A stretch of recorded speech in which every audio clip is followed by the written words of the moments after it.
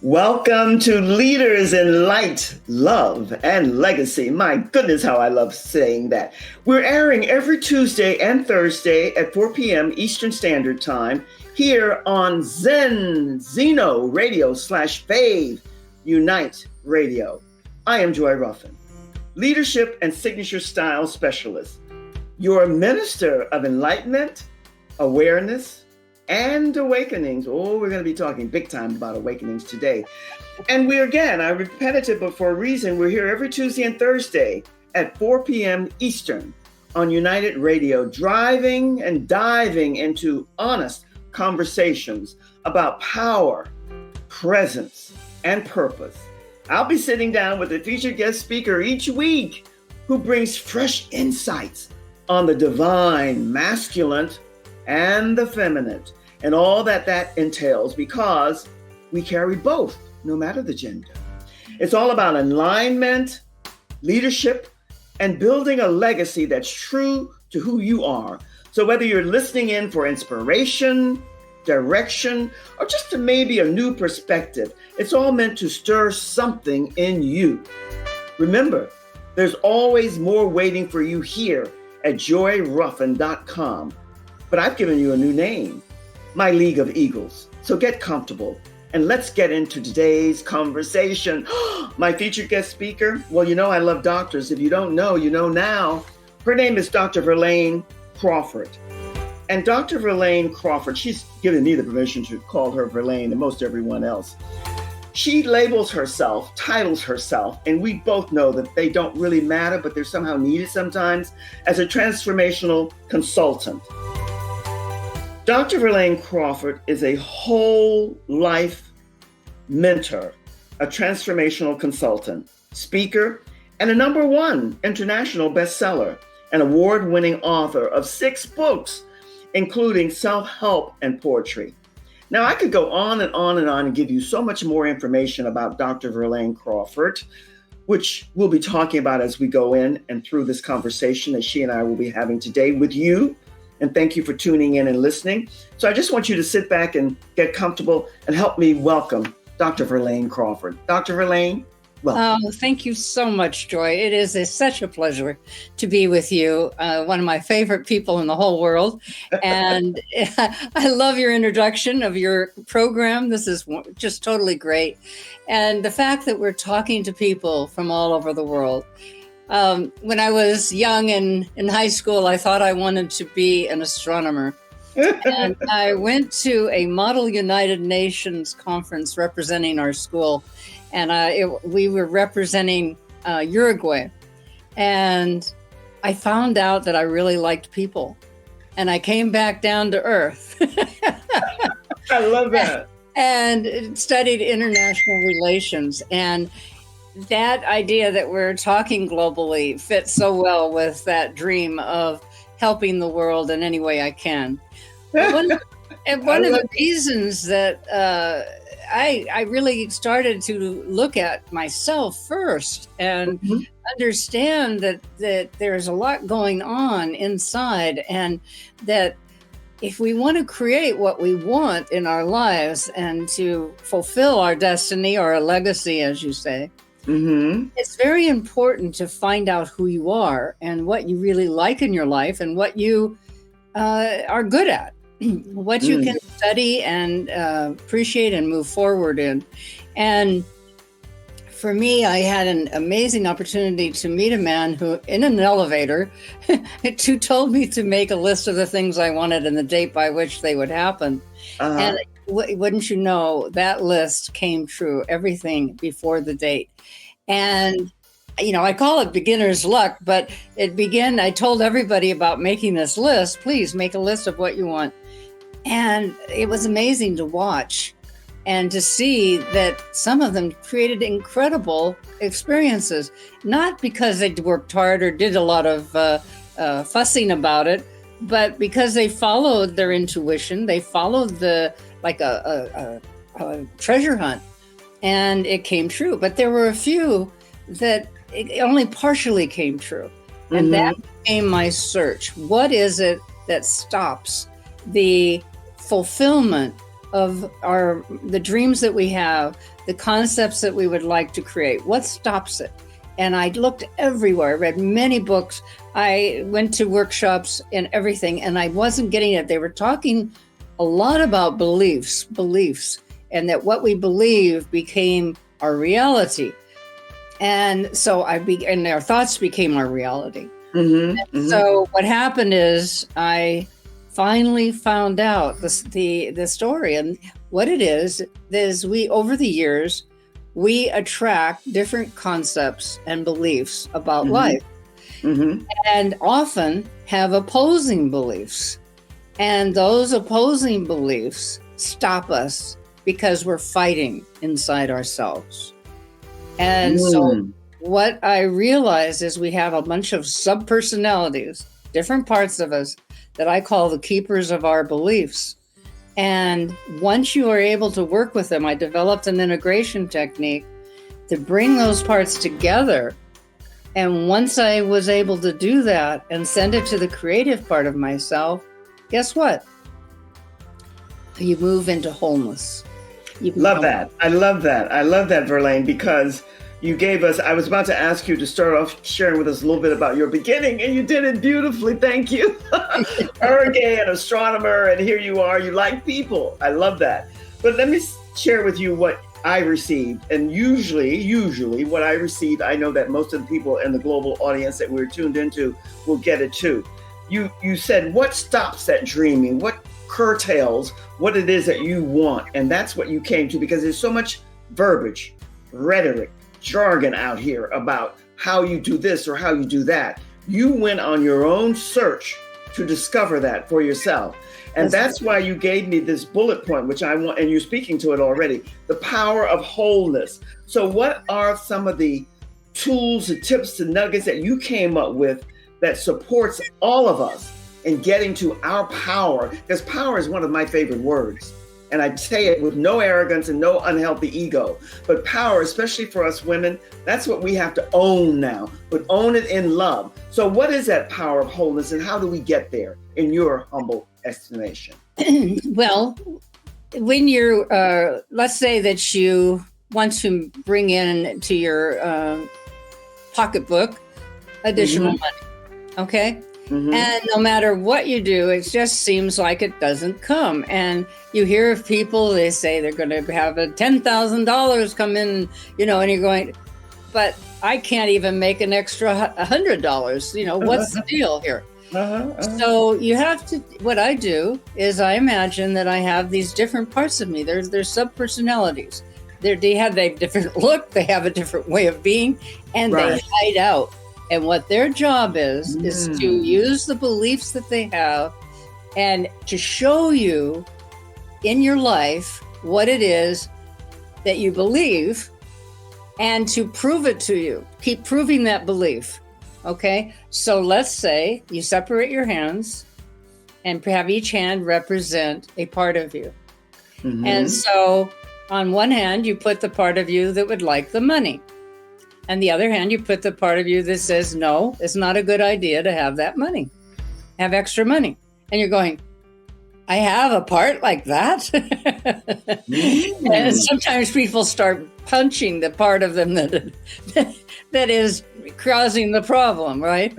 And so you ask, okay, what are all the advantages of having money? And I say, oh my goodness, I can go traveling, I could buy new things, I could move to a different home. I can feel really good about myself.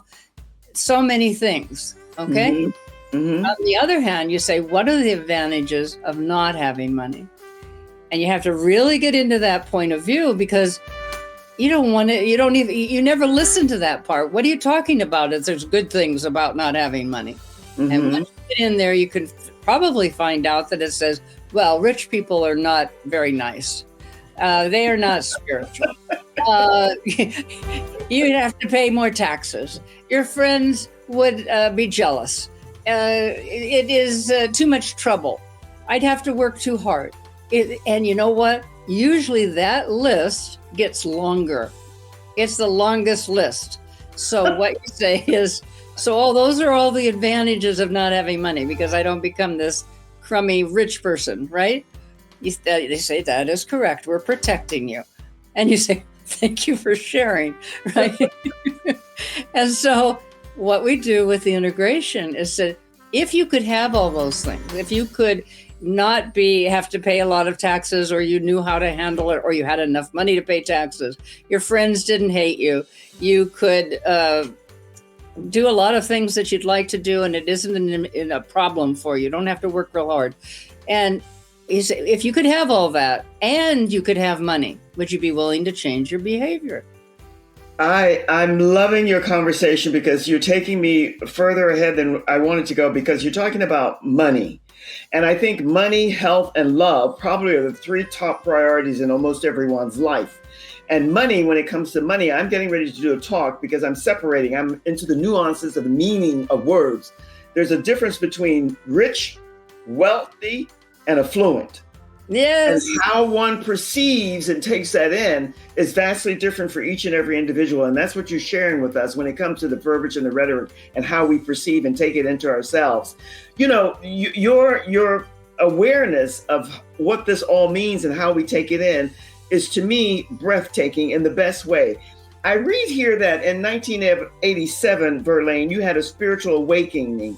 How does that tie in with what we're talking about now, and you're being able to communicate with your angelic guides? Does that fit into what you're sharing with us now?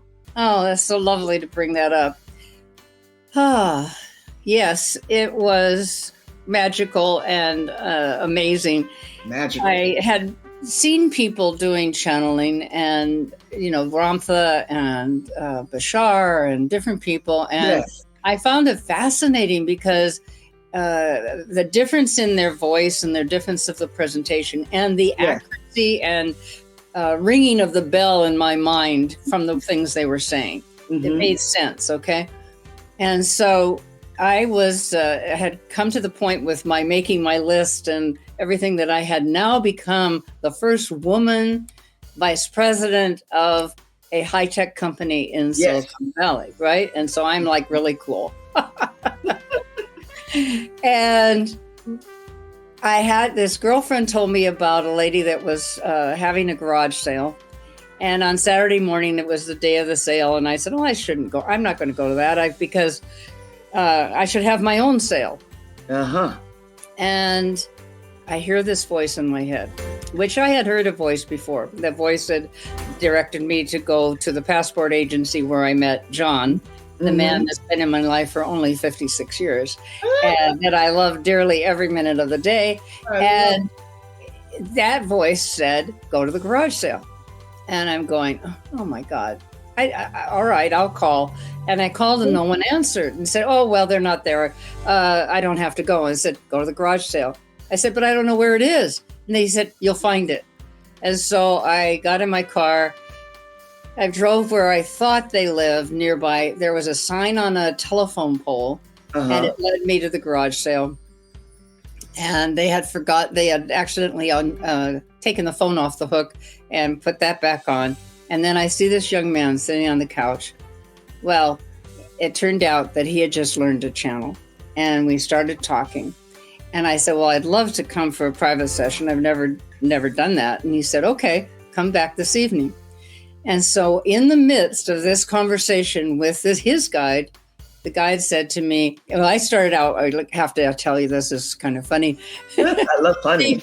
They said, I asked, the first question I asked was, is the Big Bang Theory correct of the universe? I thought I'd start with something small, And it answered beautifully. It talked about the breathing out and the breathing in the universe, and how it forms and then and retracts. And I thought, oh, that's cool, So after many questions, the entity that he was channeling said, we know you have 10,000 questions, but we have something to tell you. And I said, what? They said, you can channel also. And I said, I don't think so. I don't know how to let somebody in and how to let them out, get them out. And, I don't. And besides, I'm, doing all this cool stuff of being a big executive. Come on, I can't be doing that. Anyway, he said, well, we can help you to open up to do that. that we'll have them stay here an extra week because they were moving. And anyway, it started to happen. And what it did is, to answer your question more directly, it opened up to what I call universal intelligence. I love that. Instead of artificial intelligence, it's universal intelligence. And that's what's happening now with the quantum computing. And they're very concerned. They're saying, oh, it's the metaverse and all these things. It's universal intelligence, which is all intelligence. Now, it doesn't mean that I am a master genius at the moment, but it means that the access to answers to questions is there. And guess what? It's there for everybody. Let me understand something here. I'm the big Y person. I'll be this way when I'm 120. But the point is, I love the saying universal intelligence. How is that? I think I received what you said, but I want you to give us more clarity. How does universal intelligence align with this big everything now with AI intelligence? With AI, it is AI right now at this moment is full of the intelligence of the human race, because they fed it so much information from our books and videos and everything that's what it's using as its intelligence. So we have the mind of the earth is now AI. Beautifully said. The mind of the earth, the mind of the universe. It's gotten into the soul of what we want to speak and is supporting us in speaking it. Is there some truth in that? There's some truth, but also, unfortunately, there's the negative aspect of humanity in AI at this time. So it really is about the person using it. I've been playing with ChatGPT, and it's absolutely lovely the way it works and has been helpful. And, I said, I put my books up, and in my own section, there's a section, you can create your own section in ChatGPT. And I put my books up and so forth, and ask for a description of myself, and then do a bio or what. Oh my goodness, this is like, thank you so much, and it's so kind and very nice. And on the other side, you've got, if you're a negative person, you can probably get a lot of good negative information. Good point. Back, you see. So that's the earth mind. The universal intelligence is God, okay? It's the creator. It's the incredible, unknown and beyond anything that we can imagine of beingness, that is that I consider the universal intelligence, universal consciousness. It's aware of everything. It's everywhere present. It's inside of us. It's part of our souls. It's who we are. We have what we do when we come into body as a soul, creating a body, a mind, and emotions. We focus deeply into this reality. And what happens to many people, we call it turning our back on God. Well, what it means is we focus so much on the reality that is around us that we forget that there's this master beingness that is part of who we are, and all we have to do is become aware of it. And when I talk about consciousness and awareness, it's like the way to think about it is you're sitting at your desk and you look down and you see the keyboard. And so you focus on the keyboard, and then you look up and you see a screen. Oh my gosh. And then maybe some lamps, and you look around and you see a room.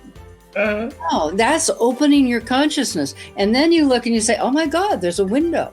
What's outside the window? That's a bigger consciousness. Okay. So you keep expanding and expanding your awareness. And one of the things that is a detriment to this expansion right now is people becoming too focused on their phone and text messaging as if that's the most important thing. They're not even seeing who's in the room with them when they're at Starbucks. They're not even seeing the trees and the sky when they're walking. That's the most important thing. If anybody who's watching this can get one thing out of this, please put your phone down. Make it quiet for at least an hour, if not most of the day. The You other know- part, go ahead.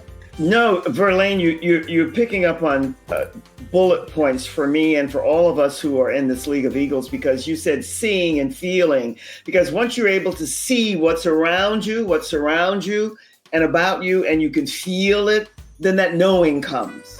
That knowing of being assured that all is well, and whatever you're doing, however you are implementing it, it will be in alignment with your soul, with the essence and the core of who you are.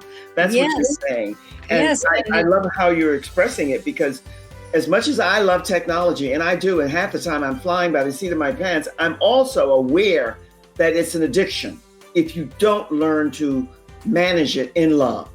That's what you're speaking to. Am I off on that? Very, very correct. And the most important thing for another subject both of us really are attached to is the idea of intuition. Your inner knowing. That's what the word means, intuition, inner knowing. And if you are concentrating on texting or looking at some of the reels that are there, Right. you are not aware of where you are, and you can't hear your intuition because you're too busy. Busy. Oh, I don't hate anything. I loathe a few things, and that busy is one, because what you just spoke to about how you get to your inner knowing, that's what we're losing with many of us with AI intelligence, is that intimacy of connecting, of being able to see and feel and connect with words and your whole essence of what you mean.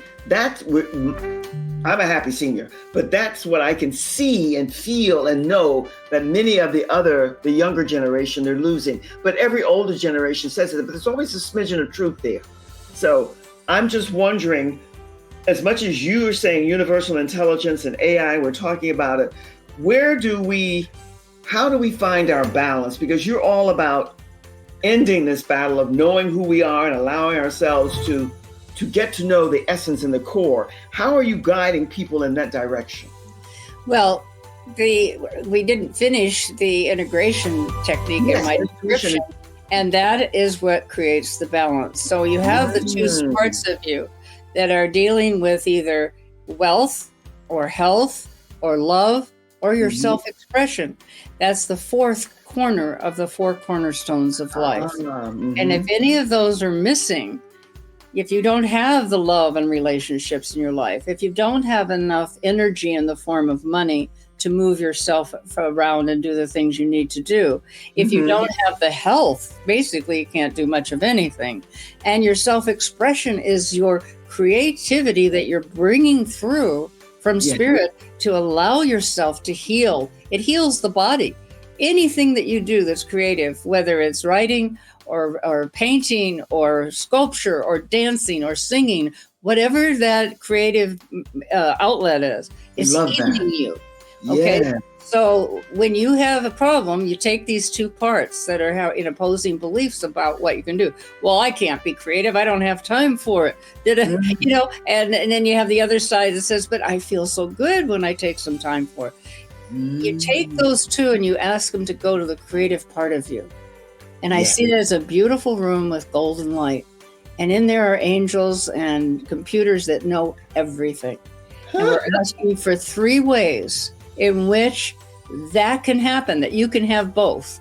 You can have the health and you can have the advantages of not having health. You can have the money and the advantages, etc. And you ask for those 3 ways, and you do not have to know what they are, because it starts working. It starts working. And then you take the 2 hands and hold them up to each other with the palms facing each other. These 2 parts of you are now facing each other.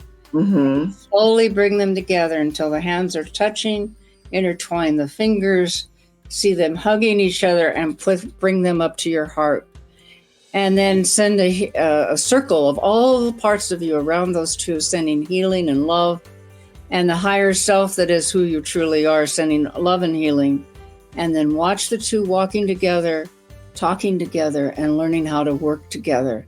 so that they can utilize the power of wholeness. Ooh, I love that. And thank you for bringing me back, because your explanation about integration is powerful. And that's what we're all here to be about. Whatever your title label might be, you're as a transformational consultant.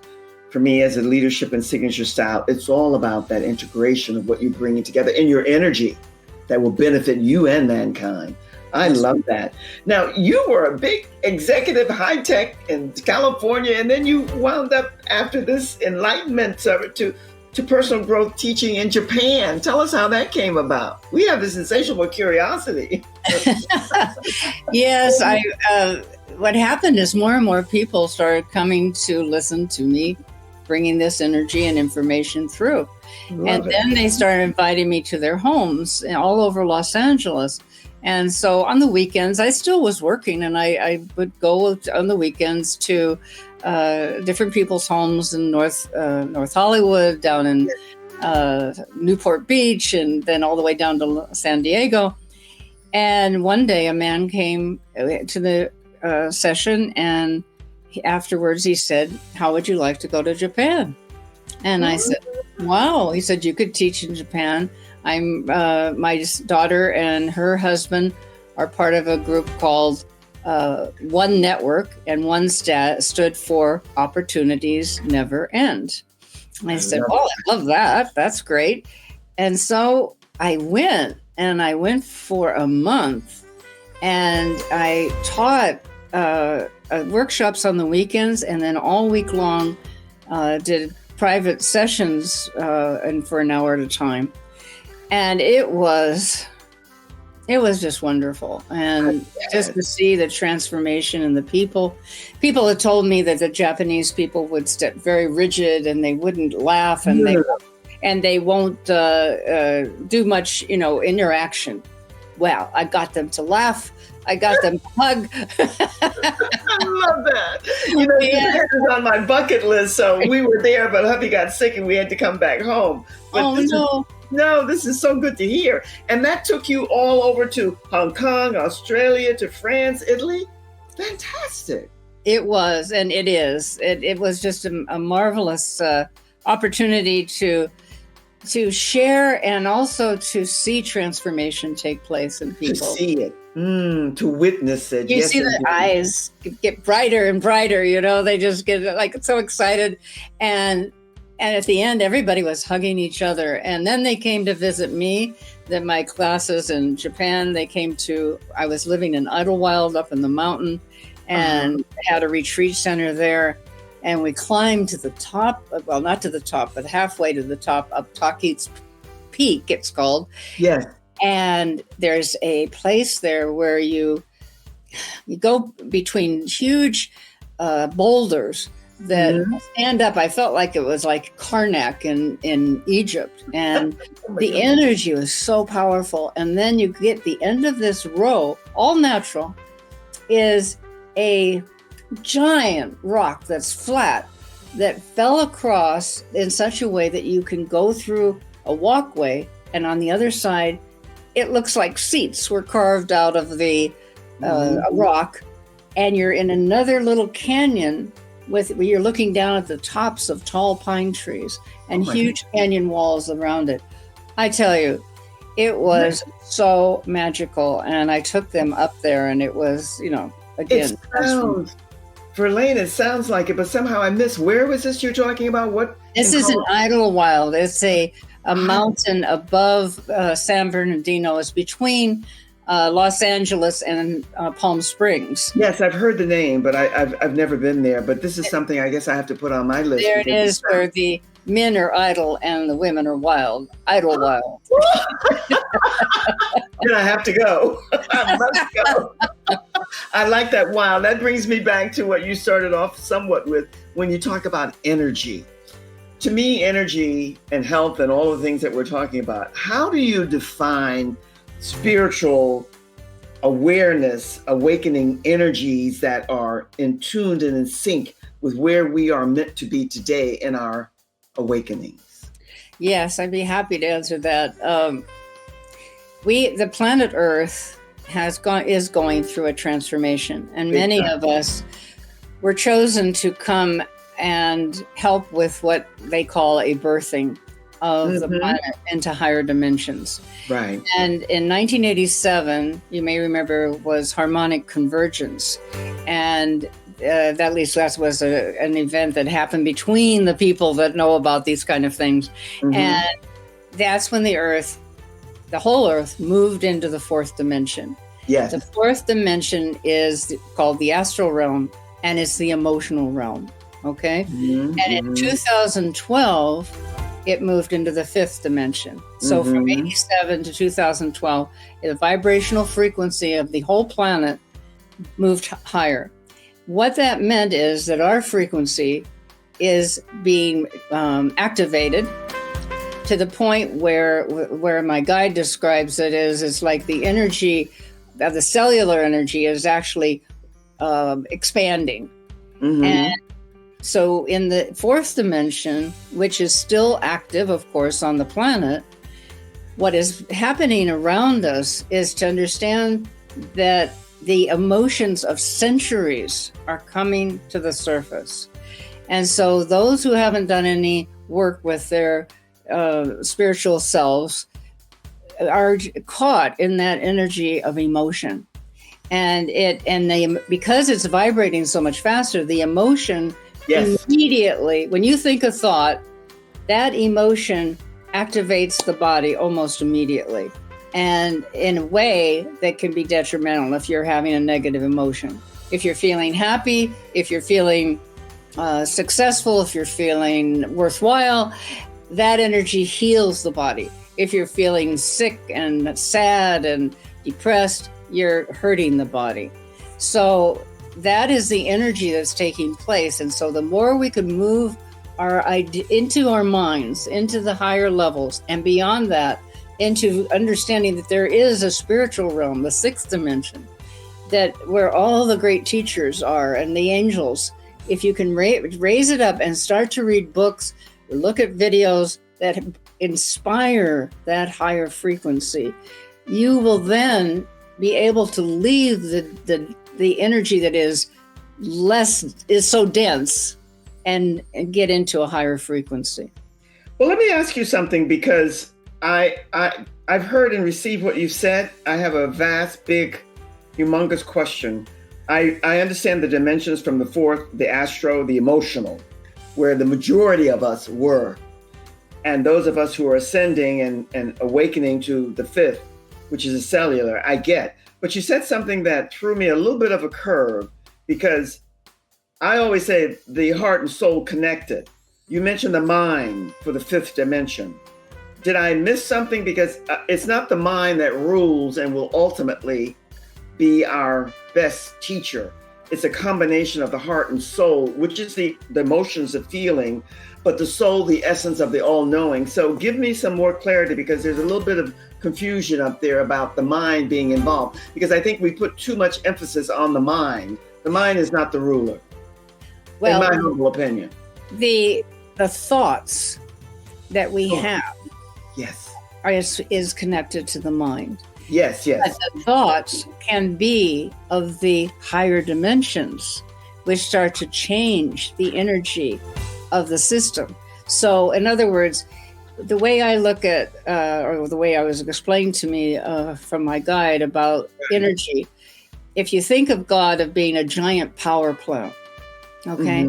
And then to move the energy from the power plant, the electricity, it goes in great big wide wires. And I think of that as sort of the angelic realm and the great teacher's realm, okay? Right. And then it has to transfer down in frequency to the telephone poles, or what do you call it, the electrical lines that go into the house, okay? So that the house can use that energy. So in other words, that is, God is that fullness of being, that universal intelligence, universal consciousness, down goes into the angelic realm. That thought process moves down into the mind, and then you have a reaction from thoughts in our emotional body, and the physical body then responds after that. So the mind is not something to discard or get rid of. It is the way that we bring information in and focus and then move out. The problem is that, as I've said before, we have so many concepts and beliefs in our head that it interferes with the clear thinking and intuition of the higher realms. Okay, you gave me clarity, but I want to take it in a more basic kind of, this is what I perceived. Let me know if I'm correct about this. Okay. Because you said about the mind being like your thoughts. And then you're saying that the power points that we're reaching into and getting into the fifth dimension where we're at now, we're going into the sixth, is that you said the mind, which threw me, but it's really the mind and heart, because it's been really the mind or the emotions that's ruled. But I think what you're saying, at least what I received, and if I'm off, just let me know. I have no problem with being wrong. Is that the heart and mind now, when we go into the sixth realm, will be more united and connected, and there will be a balance there. It's totally important, and it's happening right now. It is connected, and in the Far East, when someone says mind, they point to their heart. Yes. It's not, yes. Mind is not the brain. Mind is a beingness of thoughts and energy of knowing and so forth. So it's a wonderful thing. So is the mind is the heart, is the connection to spirit. And the most important thing is just to know you are connected. You are that. That energy is like, if you say like the roots of a tree, right? They're not separate from the tree. They're part of it. The roots of our being is God. Okay, that's what feeds us. That's what keeps us alive. Beautiful. I received it. I get it. I understand it. And the bottom baseline for me is that for all of these years, majority of us, and I only always speak for me, but there's a kind of knowing there. We thought the mind was kind of separate. But when you say the mind, they refer to the heart. That's a whole different ball game. So I get it. This is exciting. Because I think when are we, because I don't recall, we're now in the fifth realm.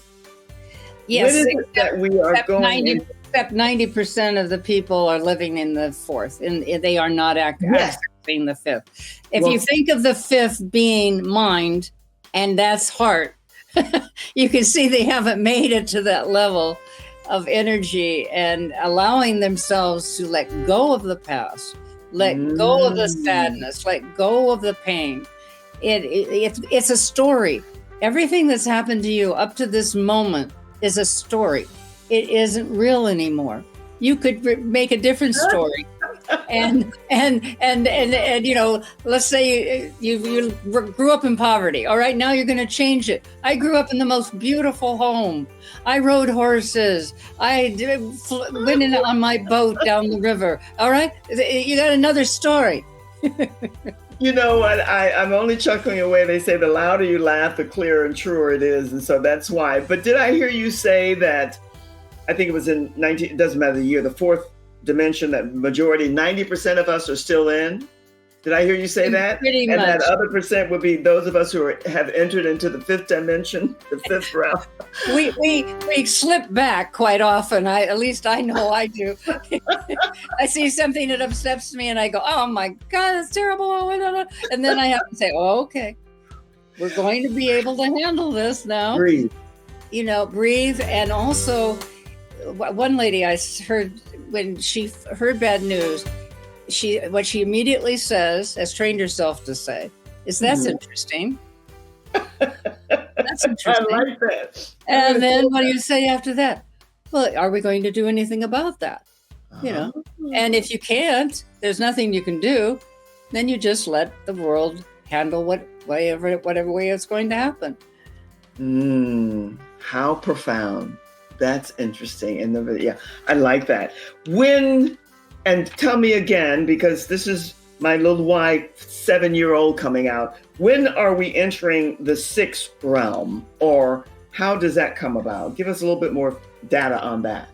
The sixth dimension is not usually something we do in physical form. We can access that. I mean, basically you become an angel if you're in the sixth dimension. That's what I thought. Yeah. And also I do want to say that I have some wonderful books that I've created that I think would be really helpful for people. I do have written The Power of Wholeness, and in it is everything about the integration technique and how to use it in various levels.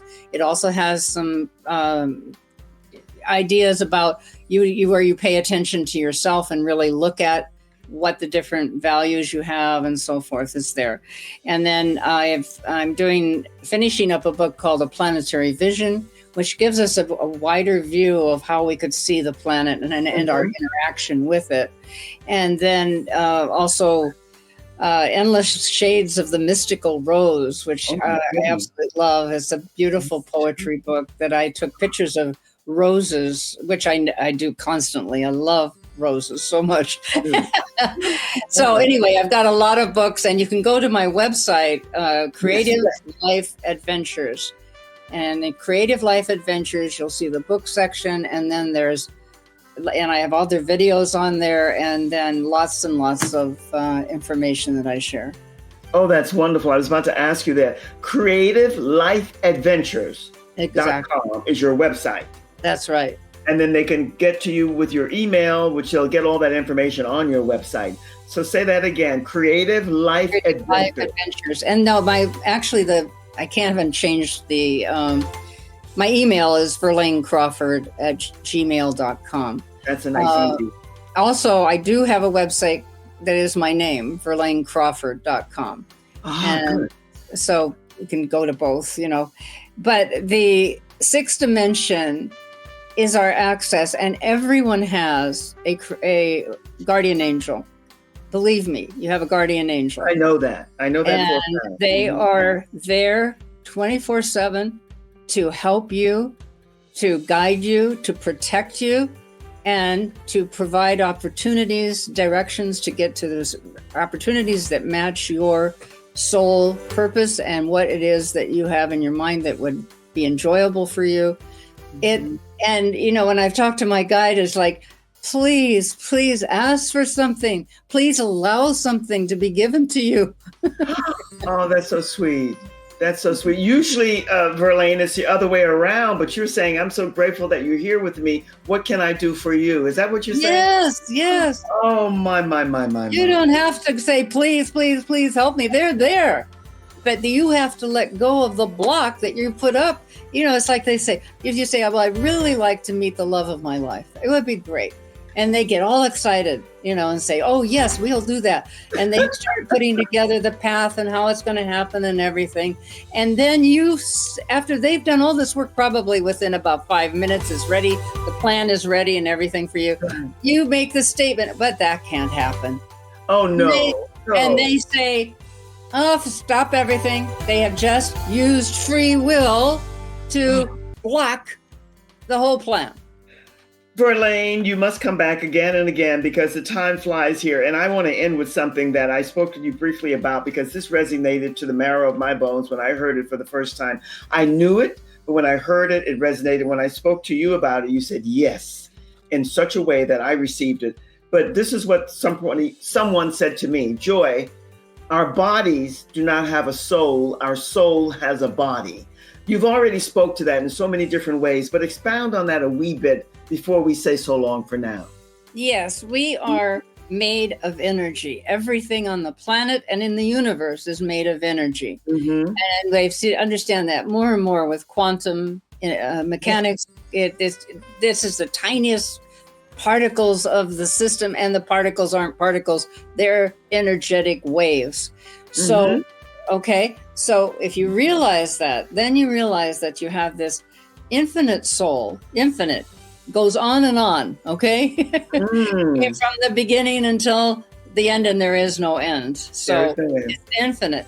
And that soul forms the body. Yes, it works with the cellular structure and energy of the egg and the sperm. It works with the patterns that are in that.